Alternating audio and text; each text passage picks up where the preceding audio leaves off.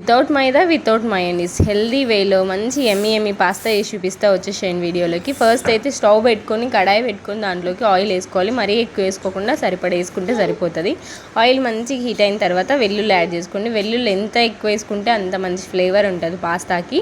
Next అల్లం చిన్న cut చేసుకొని, పచ్చిమిర్చి అండ్ ఆనియన్స్ ఇవన్నీ వేసుకున్న తర్వాత స్వీట్ కార్న్ కూడా వేసుకొని ఒక 2 నిమిషాలు కుక్ చేసుకున్న తర్వాత దాంట్లోకి టమాటాని ఒక 2 టమాటాలు సరిపోతాయి మిక్సీ పట్టుకొని ఆ ప్యూరీని యాడ్ చేసుకోవాలి. నెక్స్ట్ సాల్ట్ ఇంకా పసుపు వీటన్నిటిని వేసుకొని కొంచెం ఒక 2 నిమిషాలు మంచి కుక్ చేసుకున్న తర్వాత దీంట్లోకి గరం మసాలా యాడ్ చేసుకోవాలి. మరి పాస్తా ఇక్కడ నుంచి వస్తుంది అంటారా? చపాతీ గోధుమ పిండి ఉంటుంది కదా, దాన్ని చపాతీ పిండి లాగా తీసుకొని దాన్ని చపాతీ ఒత్తుకొని దాన్ని పీసెస్ లాగా కట్ చేసేసుకోవాలన్నమాట. కట్ చేసుకొని బాయిలింగ్ వాటర్లో కొద్దిగా సాల్ట్ కొద్దిగా ఆయిల్ వేసుకొని మంచి కుక్ చేసుకోవాలి ఒక 5 మినిట్స్.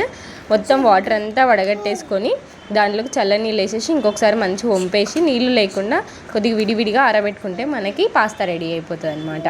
అది మీ గ్లాస్లో కనిపిస్తుంది. నెక్స్ట్ ఇక్కడ నేను ఏం యాడ్ చేసిన అంటే ఒరెగానో యాడ్ చేసిన, దాన్ని కూడా యాడ్ చేసుకోవాలి, బాగుంటుంది ఫ్లేవర్. నెక్స్ట్ వచ్చేసి ఇదే అనమాట మన పాస్తా. చపాతీని ఉడికించుకొని అట్లా కట్ చేసుకున్నాను నేను. నెక్స్ట్ ఒక 2 మినిట్స్ మంచి కుక్ చేసుకొని దీనిపైన చిల్లీ ఫ్లేక్స్ వేసుకుంటే మన పాస్తా రెడీ అయిపోద్ది. చాలా టేస్టీగా ఉంటుంది, మీరు ట్రై చేసి చూడండి.